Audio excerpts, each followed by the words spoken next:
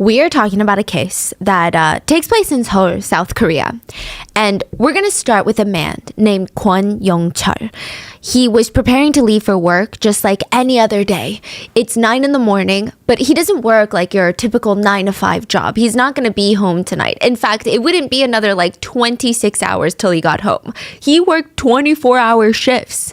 So he's spending a ton of time with his kid. He has a 3-year-old kid and a 100-day-old kid.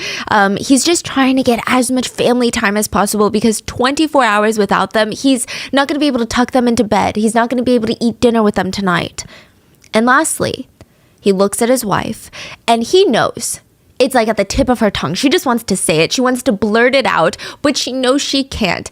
Every single day that he leaves for her work, she wants to say, "Be careful, honey. Please, be careful, be safe."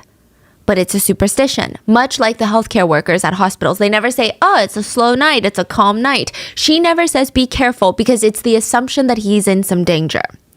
So instead, she kisses him on the cheek and she prepares for 24 hours of pure anxiety. Her husband, Kwon, was a firefighter for Seoul's West Fire Station. And that very night, 6 firemen from that exact station would be found dead. And it wasn't just a bad fire. It was an entire burning house of secrets. It was like the house of hell. And it took 6 of their lives. The firefighters would risk their lives that night looking for a man in the fire that maybe didn't even exist. They were sent into the burning house wearing rain jackets. And the more that this hell house burned, the more the secrets would leak out. And by the end of it, it basically ripped a nation apart. So let's talk about the case. As always, full show notes are available at rottenmangopodcast.com. This was it was a very controversial and very famous case in South Korea. We had our lovely Korean researchers help assist in gathering of the facts and the stories. But as always, with any foreign cases where most of the source material is not in English, let me know if there is anything at all that wasn't covered or got lost in translation. And with that being said, by the way, in celebration of our wedding month, we are getting married this year. We have new merch that says "Till Death Do Us Part." We have different colors. We have pink, we have white for the wedding. We have this beautiful purple, this brown color, and that has been dropped. So I'm going to leave it linked in the description, or you can go to fanjoy.co/StephanieSue. The case takes place March 3rd, 2001 in Seoul. And it's very early in the morning. So to help you visualize this a bit better, March 3rd is technically spring in South Korea, but really only by date. The early morning at like 1 to 2 a.m., there's snowfall, like pretty heavy snowfall. The city is asleep. Well, most of the city anyway. Most families are tucked away in their little beds, knocked out. Others are opting to stay indoors or at home because, like, even if you're a night owl, even if you want to go out and get drunk, this just was not the weather to be wandering around outside. The only part of the city that seemed ready for some action was the local fire department. Now, there is a lot of pertinent information that I need to tell you before we get into this case, just so you can understand truly the meat of this case. In South Korea, a firefighter is not just fighting fires. They're not. The fire department is split up into 3 categories. So you have the fire suppression team. They're in charge of putting out the fires. Then you have the rescue team. They're in charge of going into burning buildings and rescuing people. And then lastly, you have the emergency team. They are in charge of providing first aid and transporting these fire victims to the emergency room. So the fire departments, they not only drive the fire truck, but the fire ambulances, literally everything. They run the whole show. And it sounds like 3 neatly divided departments, and maybe it is now, but back then, basically each firefighter was just responsible for doing all 3 if they needed to. On top of that, the fire department as a whole is tasked with random miscellaneous tasks like fire inspections of buildings, snow removal, making sure the drinking water supply isn't tainted. All of this, all these duties, and these people are risking their lives for the incredible salary of $2,500 USD a month. Damn. Yeah, that's the average wage. Risking their life. Yeah. Of a South Korean firefighter. To put it into perspective, the average wage of an American firefighter is around $4,500 a month. And in bigger cities that's still not a lot. Still not. Like they're probably constantly. Yeah. It's kind of shocking. And in bigger cities like New York City, like the NYFD, they give firefighters the opportunity to make upwards of $100K if they've been there for 5 years. But not only that, okay? So most American firefighters, I will say they at least have some benefits. I'm not saying that they have great compensation. I think it could be a lot better, but a lot of fire departments provide health care for the firefighter and their nuclear family for the rest of their lives. They provide a 401k and a generous pension in case something were to happen. So they try to make it as appealing of a job as possible because, well, these are people risking their lives and literally walking into hell, walking into fires to save people. It's like against human nature to see a raging fire and be like, let's walk straight into that to see if I can save someone else. And in 2001, when this case takes place, because of how abysmal the working conditions and pay were for firefighters in Korea, they were underfunded and they were understaffed. Firefighters at this point in time were working 24-hour shifts, 9 a.m. to 9 a.m. the next morning, and they would do this 84 hours a week. They would have a 24-hour shift. They would rest. And then the next day, 9 a.m., they would have a 24-hour shift. Every other day was a 24-hour shift. And during the 24 hours, they're usually not just sitting around at the fire station getting some sleep in. Because of how understaffed the fire department is, most firefighters are responding to about 7 calls each shift. Each fire and rescue call typically lasts about 3 hours. That's like 21 hours of active duty out of the 24-hour shift. Now back to the day in question. The firefighters receive a call at around 3 a.m. The caller claims that they saw smoke rising from a building nearby and it was urgent and the firefighters need to arrive quickly before it gets worse. So they're rushing. They get in their fire trucks, they get the ambulances, they get the rescue vehicles. Yeah, they're literally in charge of all of that. They turn on their sirens and they start rushing to the scene of the fire. They've got the adrenaline pumping in their veins. So early mornings are the hardest times for firefighters, not just due to the lack of sleep and rest, but the fact that fires around 3 a.m. are usually called once they've already been too big, like once they're already at the point of being uncontrollable. Most people are sleeping at this time. When the fire starts, when it's small, no one really recognizes it. The fire has to be big enough where someone wakes up or someone sees it in the dark. In comparison, fires that happen during the day, there's almost always people nearby to spot it early on. So they're all on edge. They're rushing as fast as humanly possible to the scene. And when they get there, they're standing in front of the building with sweat dripping down their forehead, anxiety pulsing through them, and nothing. There's no fire. It's a false alarm. There was no fire. But just to be sure, they did a double check around the block. They checked all the surrounding buildings. They checked the air just in case maybe there's like a leak of some sort, a gas leak. And they decided, nope, this is positively a false alarm. Now, none of them were upset about the false alarm. It happens. It doesn't happen too often, but it does happen. It's never a prank call or anything like that. It's typically a civilian being hypervigilant. And the firefighters would rather hypervigilant civilians looking for things rather than a bunch of people that don't look out for each other. So they pack up their truck, they start driving back to the station, and at 3:47 a.m., they're about 2 minutes away from their station. They hadn't made it back yet, okay? Another incoming call. The caller states, hurry, you have to come quick. There is a 2-story house that's engulfed in flames. Is it the same address? No. So they U-turn, turn on their sirens, and start rushing to the new call as fast as possible.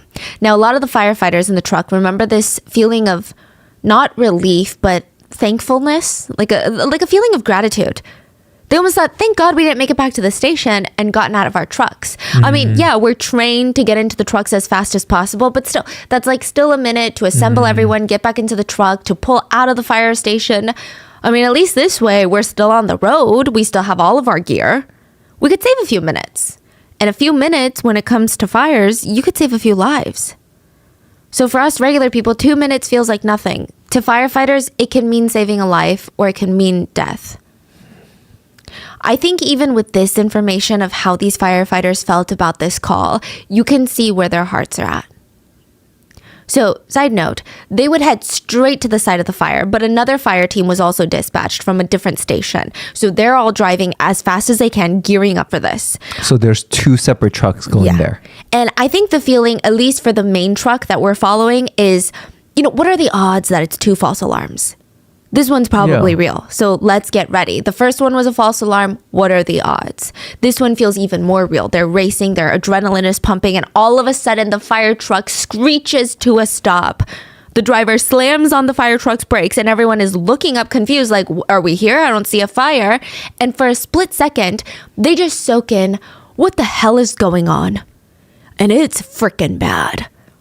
This is the only entrance to the residential road to get to the 2-story house that's allegedly engulfed in flames. All of the roads are made so fire trucks can safely pass. There are no parking signs all over this residential road.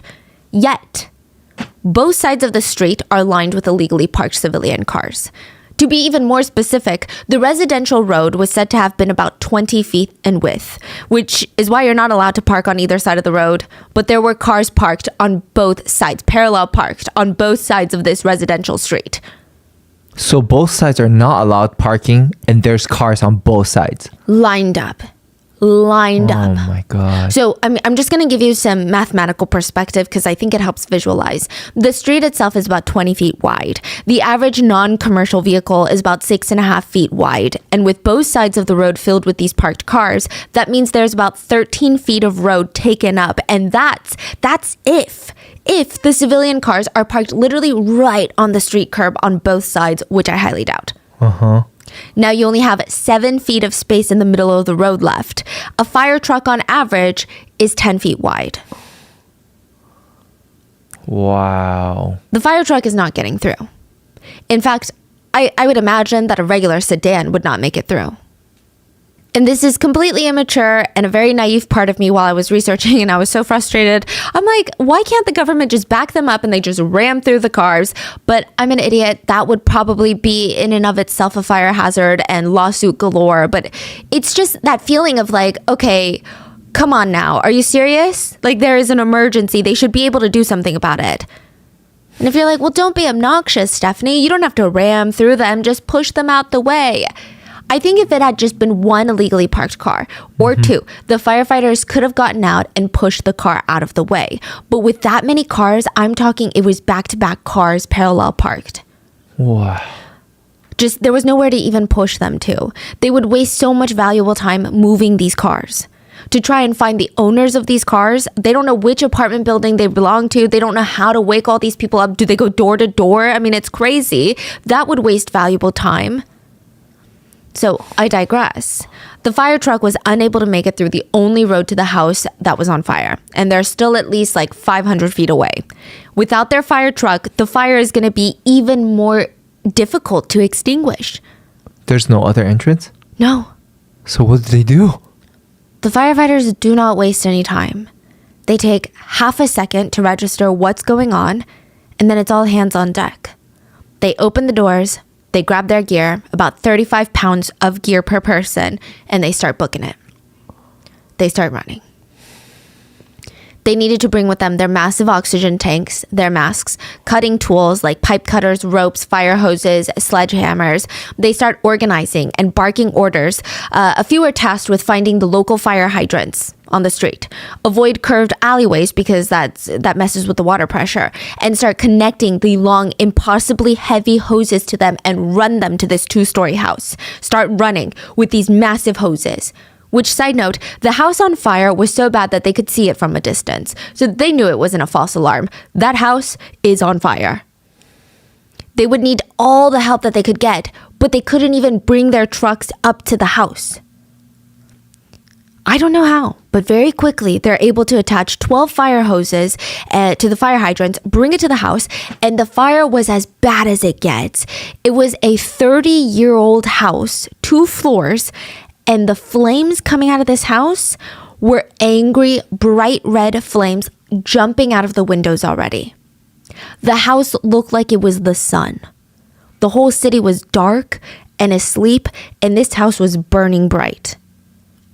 Which firefighters actually consider this stage as the peak danger level of a fire.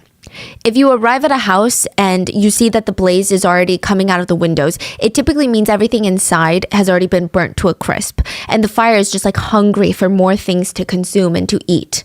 I mean, If it's like one window, it's different, but I'm talking like every window. There's just flames coming out. It's completely scorched the inside and it's just trying to get something new. The toxic fumes in the air inside the house would probably be at its max. It would be nearly impossible to breathe inside of there, much less withstand the heat and the fire, and the chance of rescue and survival in these conditions would be so incredibly low, so incredibly dangerous. And this is where everything starts going wrong. A group of civilians had already gathered outside.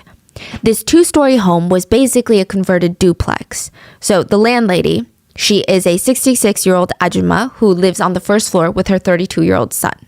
On the second floor, she rented it out to a family of tenants.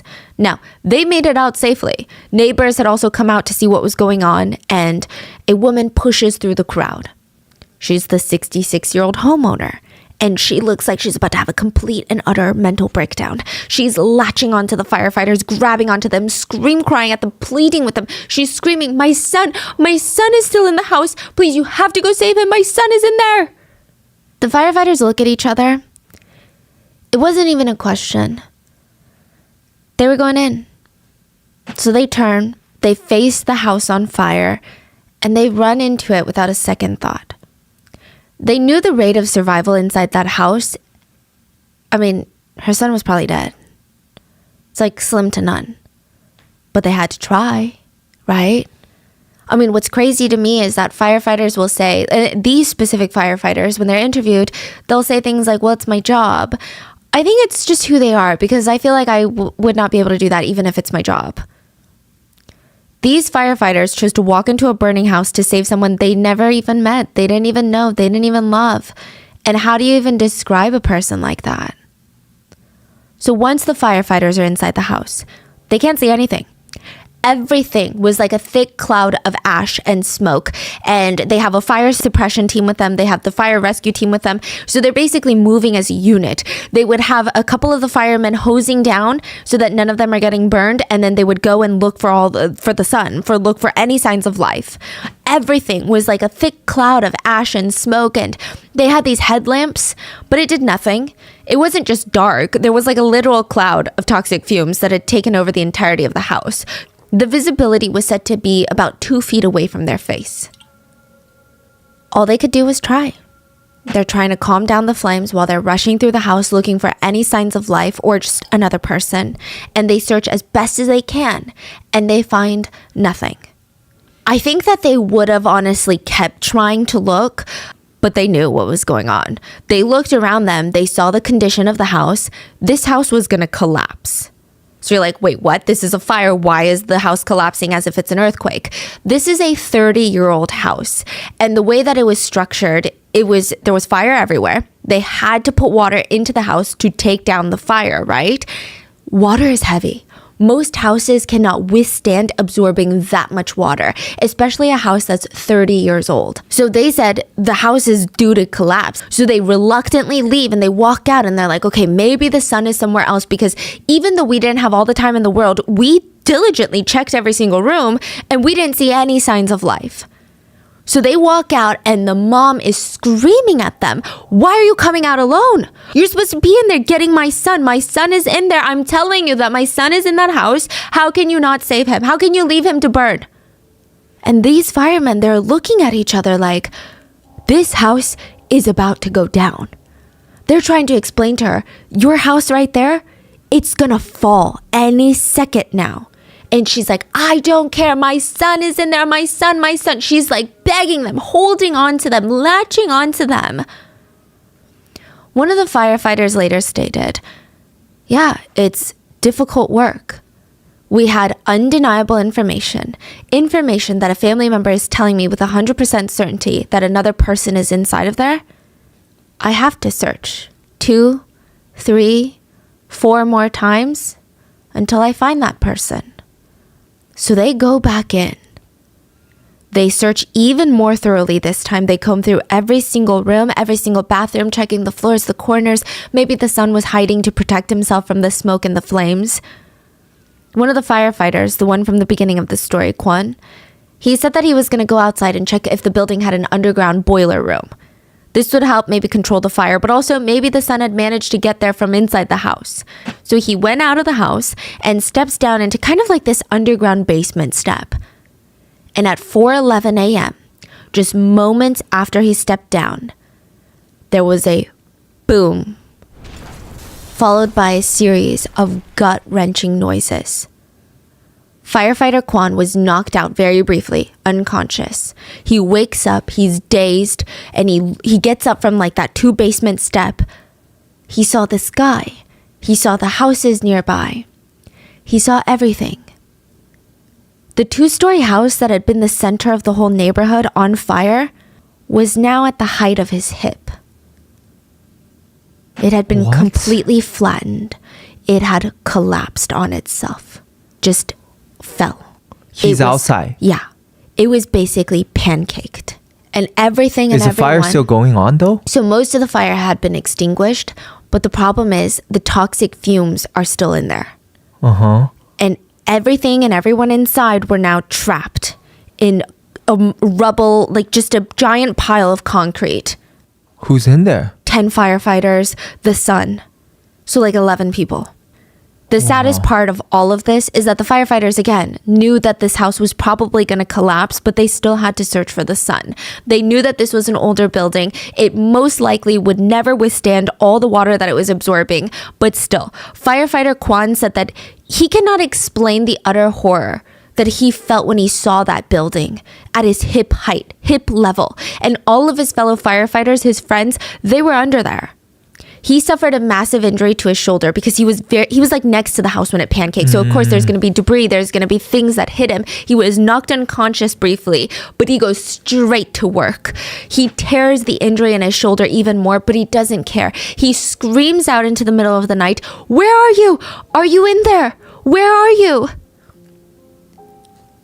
The remaining firefighters that had not gone inside the house, they immediately called for backup to the local fire stations. It was 4:11 a.m. and soon 250 firefighters from all over the country, from at least 11 different fire stations, would leave their hoses. They would leave their fire gear on the side. They would grab their shovels and hammers, and they would use their bare hands, breaking off almost all their fingernails, cutting up their palms, using any and all brute strength they had left after a 20-hour shift to try and save their fellow firefighters. Any machinery to dig into concrete was too big to get past the illegally parked cars. None of the fire trucks made it past. I think they were able to get one smaller work truck past, but it was just not effective in the situation they were facing. Most of the firefighters didn't directly know the firefighters trapped inside, at least not personally, but they knew what they had all sacrificed for this job. They knew what their families had endured, all the countless sleepless nights worrying about these firemen. They knew the struggles that they had been through, and just that will to make it out alive, not even for yourself, but for the sake of your loved ones. And in the pitch black night with the snow falling on them, they dug and they dug and they dug. And just to emphasize the state of disaster right now, this building, it is a 30-year-old house and there is a lot of wood involved, but it's not some shack or wooden cabin that kind of folded in on itself. The building is filled with concrete, metal, other heavy materials. It was 2 stories tall. Even just the weight of furniture alone would have been something that could be fatal. And that's not considering the actual composition of the house. Even just the chances of having a metal pole, pipe, or anything sharp impale you, or the chance that you're crushed by the sheer weight of something. I mean, there's also electrical wires that are probably exposed now and running water. Nothing is off the table of what's going on to those that are trapped underneath this house. Not to mention, this is right after a fire that was at its peak. Whatever small pockets of air that are under the rubble is beyond toxic. The firefighters did have their oxygen tanks, but they run out after 25 minutes. Here is the bigger problem. They run out after 25 minutes, but if a firefighter had been knocked unconscious by the collapse, which is highly likely, then the mask could actually become a weapon of death after 25 minutes. If they still have it on... They're suffocating? it will become equally toxic and dangerous since you will be breathing in your own carbon dioxide. Oh my God. 250 firefighters from all over the area were gathering to help with the rescue. And at 4:30, they're able to get a single truck in through the roads. But the firefighters don't care. They keep digging. There were 10 firefighters trapped in the rubble along with the homeowner's son. And they all had the same thought. I have to get my colleagues out, even if I do it with my bare hands. Like I said, there were machines that existed that could get the firefighters probably out quicker, that could help move the rubble faster, that could help break the concrete, but these machines would be too big to make it down the road because, again, the illegally parked cars. And every second counted, so they just kept going. I can't even imagine the trauma for the firefighters, both under the rubble, but also on top trying so desperately to save the others. I mean, I think the feeling is you want to rescue those who have given their lives into rescuing others. So for 50 minutes, the firefighters dig and dig and dig, and suddenly a firefighter starts screaming, and they could see through the crack Kim Chul-hong's face, a fireman. He didn't appear conscious, and so they start frantically moving as much as the rubble as possible, and they finally pull him out. They slip off his mask, and it feels like eternity.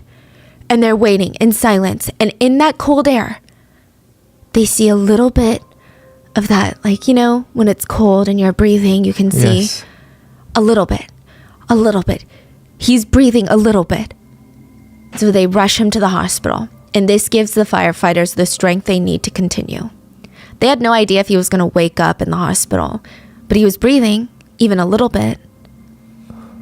Out of the 10, there were a few firefighters that made it out earlier because they were near the edges of the house when it collapsed. So they were not really buried fully under the house. If they were like half buried, or maybe only half their bodies were buried, if that makes sense. But there were 6 more firefighters. Nobody knew where in the house they were when the house collapsed. So Kwon, the firefighter from the boiler room, he feels this renewed sense of hope, and he just starts breaking more concrete with his sledgehammer. They dug in locations that would yield the highest chance of survival, so near the basement. The plan was to drill down a giant hole by hand. They were just going at it in the concrete, in a circle, trying to drill a hole into the concrete so that was just big enough for one person without their oxygen tank. One person would go down and try and find the others. At around 5:47 a.m., Lee Sung-chun, we'll call him Lee, he arrived at the scene. He was in charge of the rescue team. He said it was heartbreaking. He said they went in there and everyone was silently working because nobody was speaking unless it was to periodically call out to ask if their friends or colleagues were there. Can you hear me? Are you there? We're coming to get you. Don't worry. Nobody wanted to waste a single second on anything that was not removing the rubble. Every single second that passed was a second that their colleagues were closer to death. And he said he looked around once and he just saw the snow falling so heavily, but nobody even registered it. They were all drenched in sweat. They all had like hot tears rolling down their faces. And all he could think constantly as he's digging was, I wish I had something faster. This needs to be faster. After 2 hours since the collapse, the hole had been made. A small hole to the basement had been dug. They pushed down some oxygen tanks that were open to try and push the toxic air out of the tight spaces, right? And pump in fresh oxygen to the buried firefighters who they're praying to the gods that they were still breathing, were still alive, because 2 hours, like 3 hours had passed, really. Firefighter Kwon, the one who injured his shoulder during the initial collapse, these were the people on his fire truck. These were his teammates. He went down the hole. No. Without his oxygen tank. He was risking his own life once again to save his colleagues. He didn't even think twice. It had been hours, but they had hope because these are their firemen, you know? He goes down and he starts looking for his friends. The toxic air made it so hard for him to breathe, and the inability to breathe made his heart pump even more, you know, on top of the adrenaline, and he just felt this dying sense of urgency. The hole was so small he was crawling around on his stomach, just reaching around with his hands because he couldn't see much.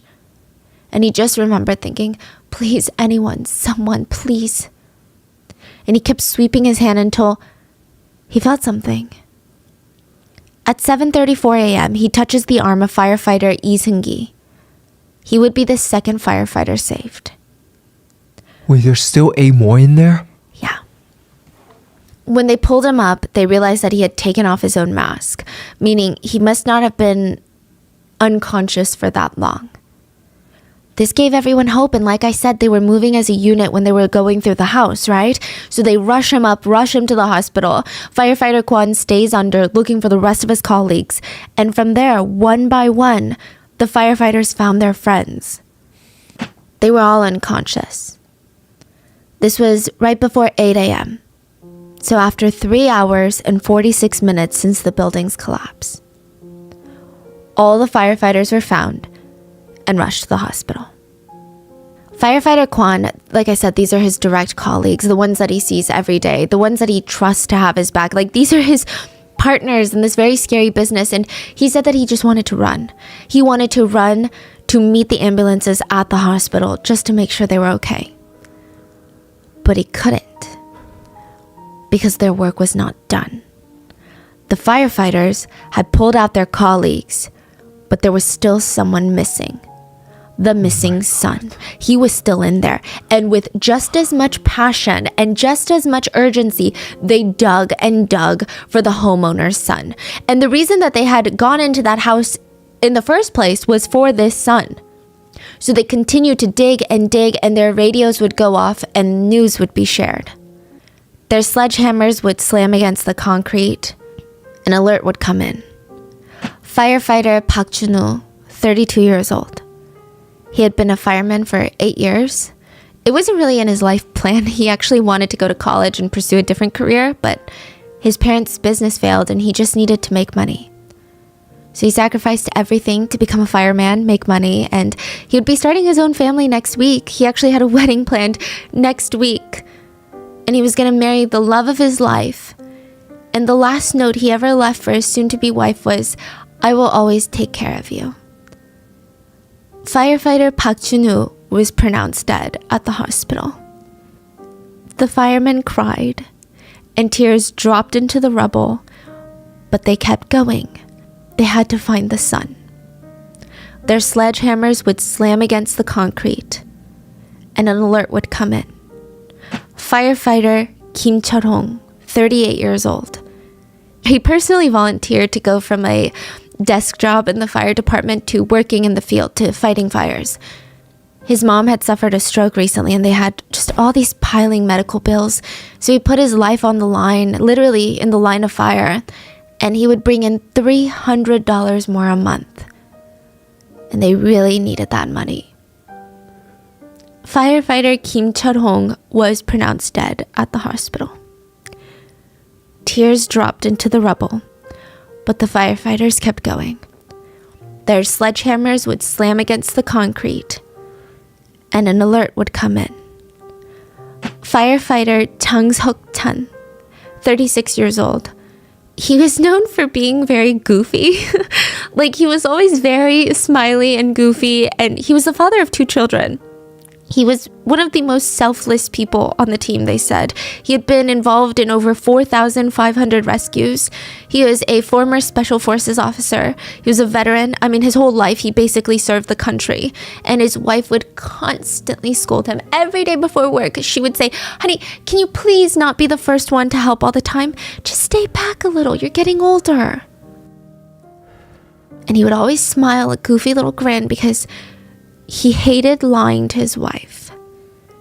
And they both knew when the time came, he'd be the first one to run in. Firefighter Chung Seok-chan was pronounced dead at the hospital. And tears would drop into the rubble, but the firefighters kept going. Their sledgehammers would slam against the concrete, and an alert would come in. Fire Sergeant Park Dong-gyu, 46 years old, father of 2. He's been doing this for 18 years, and he was so good at his job. He actually even inspired his little brother to get into firefighting, and he just had this way of motivating people around him. And to him, it just wasn't a job. He was making an impact in the world. Fire Sergeant Park Dong-gyu was pronounced dead at the hospital.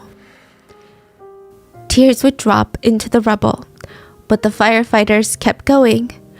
they had one more person to find. Their sledgehammers would slam against the concrete, and an alert would come in.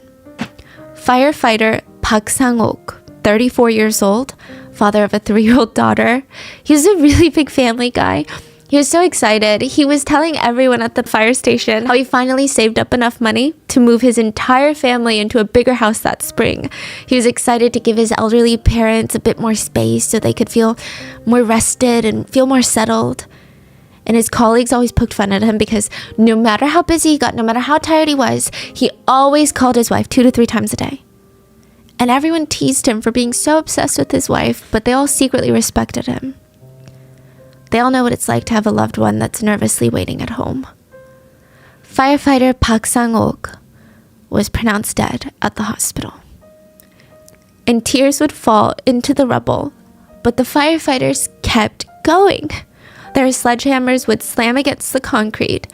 An alert would come in. Firefighter Kim Gi-seok, 44 years old, father of 2. His love for firefighting was out of this world. He was a former Marine before this, and when he wasn't working or spending time with family, he was so poetic. He wrote poetry. He just earned his master's degree, and if anyone had any questions about life or the purpose of life or the purpose of their jobs, they wanted to talk to him. Just a month before this incident, he actually wrote an email to a junior colleague to help him understand why he was so passionate about firefighting. And he wrote, "While the role of a doctor definitely saves lives, it is not one where it requires that they must throw their own bodies in someone's place to save them. I'm very pleased with this job because it allows me to sacrifice my life in order to save someone else's. I think to throw my own life willingly away for someone, I consider that a very sacred thing. I've been buried under a collapsed building before. I've stood upon the tongue of an angry fire. I know only heaven knows the meaning of all of this. If I give my very best at this task, I live my life to the best I can every single day, maybe I enter the afterlife with a good destiny in a good body." Firefighter Kim Gi-seok was pronounced dead at the hospital. And tears would drop into the rubble, but the firefighters had to keep going. Their sledgehammers would slam against the concrete. 6 of their own were gone. Maybe the only thing on their mind, the only thing that could keep them from breaking apart, some of them said, was the firefighter's prayer. Have you heard of it? No. It goes like this. "When I am called to duty, God, wherever flames may rage, give me strength to save a life, whatever be its age.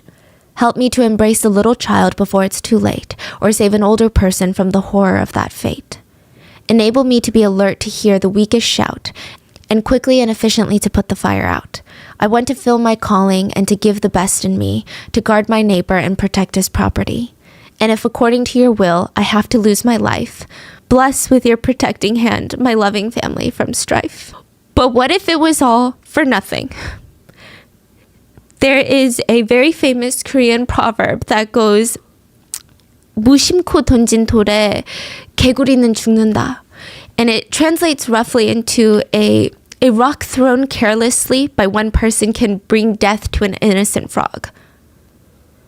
It sounds a bit interesting in English, and it doesn't really have the same impact in Korean, but it's most often used by Koreans to teach children or to teach each other a lesson of how, your very careless or not so well thought out words or actions, they can kill someone. You may not necessarily think twice of it, but the impact could be great. A lot of people compare that to these civilians who illegally parked their cars thinking, it's nighttime, no one's going to drive through these roads, and I'm going to move it early in the morning when I go to work. This case is a direct representation of that in the worst way possible, and it's not just with the illegally parked cars. At 9:28 a.m., while the firemen continued to dig amidst all of this heartache, the fire investigative team arrived at the scene. So these are the teams that are in charge of investigating the source of the fires to make sure that buildings are up to code, make sure that no one was at fault for this. They arrive and they start asking the homeowner about possible ways that the fire may have started. And they also comfort her and they try to tell her, the emergency crew, aka the firefighters, they're doing the best and they're going to keep searching for your son in the rubble. Now, at this point, the 66-year-old mother was joined by a few other relatives that came out as like a show of support. And one of them, in just one of the most casual, nonchalant, unserious voice states, "Oh, they said he's at his uncle's house. You're fucking kidding me." He's been there since 6 a.m. One of the investigative team members fell to the ground, sobbing. All those firefighters had gone in to find this one person. They sacrificed everything to save him, and he wasn't even there. The firefighters who were still digging, sobbing, digging, wiping their eyes from the stinging sweat and tears, they were digging for the owner's son, and they were told to stop. And they said, "We can't, there's still someone in there." They were told, "The son is not in there. We can stop digging." Family just gave confirmation. All residents had been evacuated. We can stop digging. They said it was like the whole world stopped. Every single firefighter was silent, and they could not even comprehend what they had just heard. No one could process what this meant. Everyone just stared with glazed over looks in their eyes, unable to even process the true depth of what any of this meant. Firefighter Kwan, the one with the injured shoulder, he said in that moment, 진짜 어이가 없는 거죠. 한마디로. Koreans have this way of, it's almost like a laugh, a smile, because it's the utter and total lack of reasoning. It's just utter and total disbelief. You almost can't believe that someone like this exists or a situation like this can actually happen. If nobody was in that house, nobody would have gone in. They would have put out the fire from the outside. Nobody would have had a building collapse in on them. 6 people died. 6 firefighters died looking for someone that wasn't even there. They died trying to save someone that wasn't even in danger. They ran head on into a burning fire for someone that wasn't even there. Not only that, they would soon find out the person they sacrificed their lives for was the one who started the fire. Choi is the 32-year-old son of the homeowner. He lived on the first floor with his mom, and Choi was known to struggle with mental illness. Neighbors reported constantly hearing the mom and son fight. The mom did her best to get him help, but he hated her for it. He hated that she sent him to a psychiatric ward for years of his life. He constantly screamed at her that she was treating him like he was some sort of crazy person. He refused to control his anger. Frequently, he would go out, get drunk, come home, yell and beat his own mother, 66-year-old mother. And the night of the fire was no different. They get into this explosive fight and he beat his mom. She was so terrified of her own son that she ran up to the second floor and she asked her tenants, "Can I stay with you while he cools down downstairs?" He's like way too heated. Everyone in the neighborhood knew that they had a strained relationship. That's how bad it was. Everyone could hear their fights. So while the mom was upstairs, Choi, he's pissed off. So what does he do? He lights a blanket on fire and throws it onto the bed. He will later claim that he wanted to start a small fire and he believed it would just, and I quote, fizzle out by itself. Let's be real. Many of us are struggling with mental health issues. I don't know his exact mental state or his diagnosis, but still, a 32-year-old man that is perfectly capable of living on his own and is able-bodied, there are no indications that he has any intellectual disabilities. How can you truly even say with your full chest that lighting a blanket on fire and throwing it onto a bed filled with more fabric and a mattress made with foam and flammable materials that you thought the small fire would fizzle out? You only do that when you want to burn a big chunk of the house down. You want a big fire. And to add to my refusal to believe that statement, he goes on to say, and then the fire got so big, so I ran out because I was scared. He made no attempts to put it out. He just ran away? Yeah. When he saw the fire was big? Yeah. He made no attempts to Didn't put it even out. call the mom? Nobody? Not even the... No tenants. He made no attempts to put it out. He made no attempts to alert anyone inside the residence. He made no attempts to alert any sort of fire department. Yeah, he could Nobody. literally just killed everyone Yeah. in the building. I mean, a lot of people think that was his intention. Yeah. He set a fire believing it would fizzle out. And when it got big, he got scared and ran away and never said anything. To me, that sounds like he genuinely wanted to take people's lives. But not himself. Of course not. He needed to save himself. It's fair to say that the mom most likely did not know that her son wasn't at home. She most likely didn't know that he was the one that's at the fire. And I imagine if she is a normal person with morals, she will carry the guilt of yelling at the firemen to go back into the house for the rest of her life. And if it sounds like I'm being harsh on her, just remember, her relatives came to join her after they were alerted that her house had burned down. And you're telling me some random relative knew that her son was at the uncle's house and never told her? That they just didn't talk about it? She just found out when the fire investigators asked? Wouldn't the mom be frantic? Wouldn't she be pacing the room? Oh my God, they still haven't found my son. Oh my God, they still haven't found my son. I'm so stressed. My son is trapped under there. And the relative would tell her, what are you talking about? Your son is at the uncle's house. You're telling me these conversations never took place? That's insane. I just think the odds of that are insane. I think that maybe she believed that they would figure out how to deal with this situation later because it had become so big, there was no going back maybe in her head. Maybe she thought she could get away with hiding her son and just go on the run, have him go on the run, go into hiding at another relative's house. I just think the odds that she had no idea that this son was at the uncle's house, that's not even normal human behavior to me. I mean, this is the mom that was so concerned that she yelled and begged the firemen to go back in, but as they're looking for him, her relatives come to comfort her and no one mentions her son? It's hard to believe that she didn't know at some point before the fire investigators asked. She did not know that her son was alive and well. I believe she knew. I just don't know when. But I think it's just really heartless. Like, these firemen, they were still digging. I mean, the weight of the world was on their shoulders, the weight of the trauma of losing 6 of their own. Not only that, but these men were injured. They were heavily injured, and they were injuring themselves further in the process by digging frantically. Every second could have made a difference to say something. And she didn't. Regardless, 32-year-old Choi is a full-grown adult. He is a 32-year-old man. His fire did not only damage his home and property, but it took lives.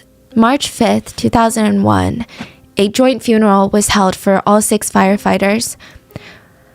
Fire station staff, city staff, citizens, over 30,000 civilians paid their respects at the firefighters' memorial. And do you remember firefighter Park Dong-gyu? He inspired his little brother to be a firefighter. Mm-hmm. And at the funeral, his brother said a few words for him, and he said, "Hyung, don't be a firefighter in heaven. Pick a different job so you can get some rest."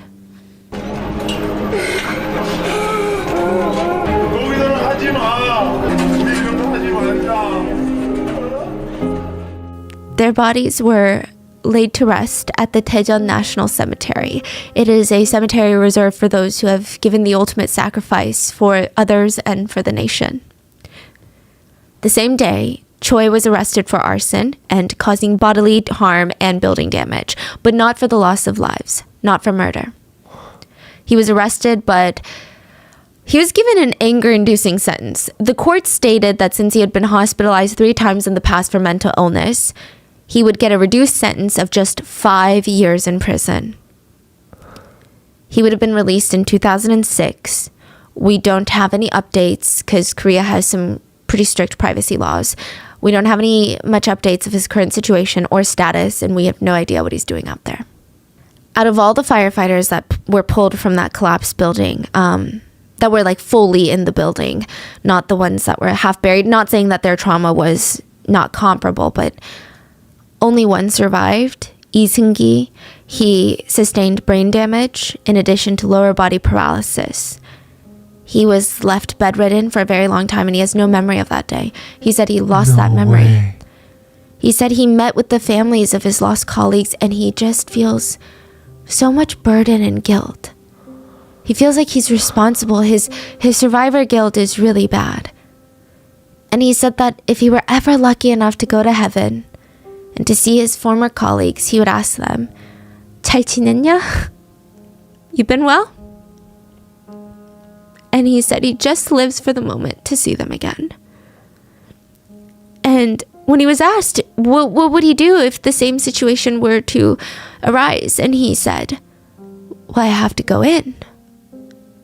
Why? You knew the building was going to collapse. Yeah, because I'm a firefighter. 만약에 같은 상황이 또 온다면 들어가야죠. Firefighters are already risking their own lives to save people that they don't even know, and we as a whole do not value their lives. And if you're like, don't club me into it, I'm right there with everyone else. Like, we should value their lives. What the heck? Okay, maybe civilians do, but does the government? So this case exposed a lot of things that were wrong. First, the illegally parked cars. Why were police not enforcing these parking laws? There is a reason that these laws exist. And what is the point of the law if you don't enforce it? Then it's just a nice request. Not only did this cause more time for the firefighters to get to the fire, had they gotten there sooner, maybe they could have been out by the time the building collapsed. Or when the firefighters were trapped under the rubble, they were unable to get machinery to help dig them out.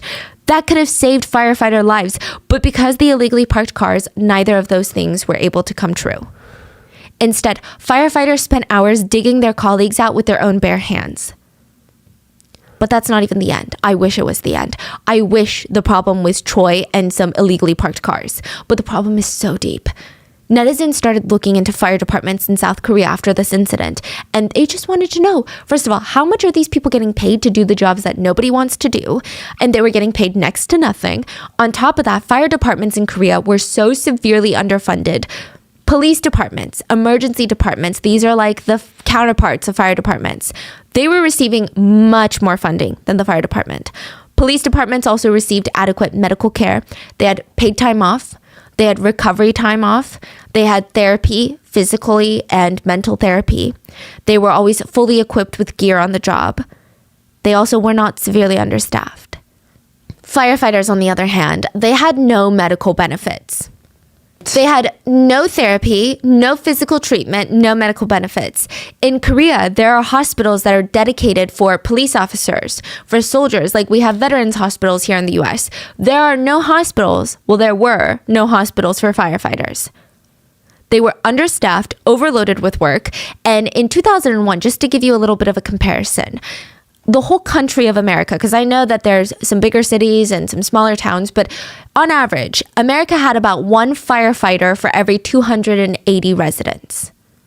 Korea's firefighter ratio was one firefighter for every 2,000 people. They could not afford to not work.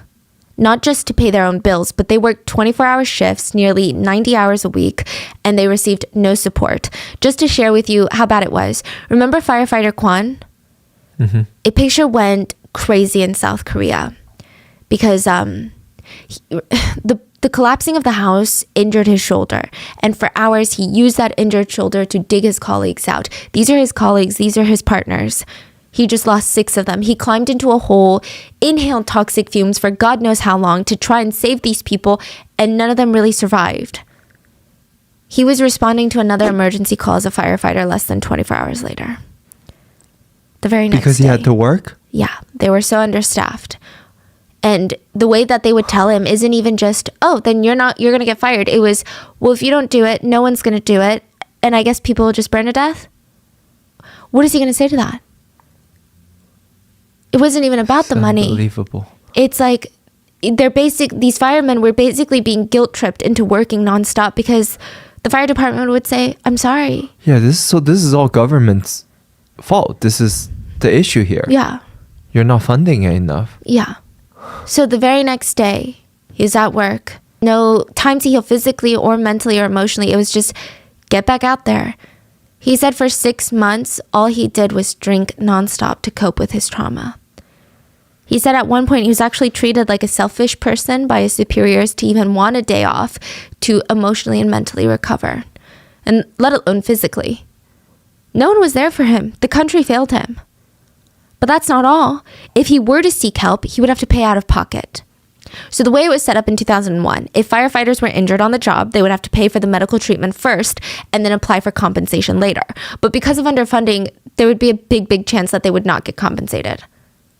But it wasn't just, hey, I'm so sorry, we're underfunded. They would make up the most bizarre excuses. They would say, oh, sorry, that type of injury is not covered for firefighters. Do you want to know what wasn't covered for firefighters? Skin grafts, burn treatments, skin transplants. The most common injury for fighting fires were not covered medically. Additionally, the firefighters were often getting burned because the equipment given to them was never up to international standards. They were faulty. How can that be? Let me explain. They were so underfunded during the time that the suits that they wore during this particular fire was not even the appropriate gear. This is one of the most appalling pieces of information to me because you would think it's like the most basic common sense factor about what a firefighter would need to fight a fire, a protective fire suit that repels fire and repels the heat of the fire. That's what you imagine, right? Mm-hmm. That's not what they were wearing. They were wearing waterproof suits. What? What is waterproof? Like raincoat? Basically, waterproof suits. It was revealed that the reason that they were given waterproof suits is not because it's superior or because there was a reasoning for it. Fire suits are expensive. They cost about 1,200 USD each. The government did not think it was worth it. So they resorted to giving the firefighters $80 waterproof suits instead. The only way firefighters could afford their own gear was if they bought it themselves. But they're getting paid like $2,500 a month. They're living paycheck to paycheck. I mean, can you imagine this? This whole suit thing is one of the most counterintuitive things I have ever heard. How is this not provided by the city or the nation? They worked so hard in the fire, swallowing their own fears to save someone else's. They're literally saving the country. They're doing the jobs that even politicians wouldn't even dream of doing for a single day, and yet they themselves are unprotected. The government failed them. The nation failed them. They failed to give them even the most basic standard as a first responder, but also just the basic level of respect. Like, these men were also someone's precious son, someone's husband and brother and father. And I'm not saying that all firefighters are men, but the 6 men that died, they were pushed to the forefronts of danger. And in the end, the people that they were serving to protect failed them. They were giving their all, killing a fire and trying to look for someone they can save when they themselves, all they had was a flimsy raincoat, basically. Who are we asking to save who? The water repellent suit doesn't even protect them against hot water. They could still get burned from hot water, let alone a fire. Did they just march into a burning fire for nothing? Well, I hope not. There were a lot of changes being made because of them and because of what happened and because of their story. A protest was held where tens of thousands of civilians and public officials came out. They marched on the streets of Seoul to call attention to the poor benefits and care that firefighters were given. A lot of people responded to the public's outrage. The government provided more funding. Firefighters went from working 24-hour shifts every other day to 3 shifts a week.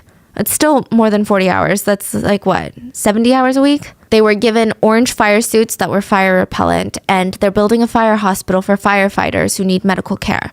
Another thing that has changed is because the fire department was so underfunded, at 5 p.m. every day, the fire stations would turn off heating, even in the middle of the winter. Why? To save power bills? None of the firefighters were even allowed to take showers at the station, which left them sitting around with their nostrils filled with soot and ash and smoke every day. That has since changed.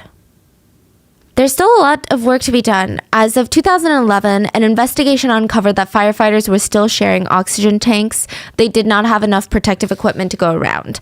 Another investigation uncovered that the fire suits that the government provided hadn't even been tested. They hadn't even gone through quality control. They weren't even inspected. So who's to say that they even meet standards? And in 2017, a photo went viral of firefighters taking a break after extinguishing a fire. They're like laying on the ground out of breath. They're all piled on top of each other on the ground. Like, cannot breathe, cannot do anything. So we can only hope with more conversation their conditions get better. Firefighter Park Jun-woo, his body was donated. His mom and his fiance, because remember he was going to get married a week before this happened, they just hoped that his death would be meaningful. His mom said, "Even if I live as long as I can, I'll still want to see my son. I'll never stop wanting to see my son.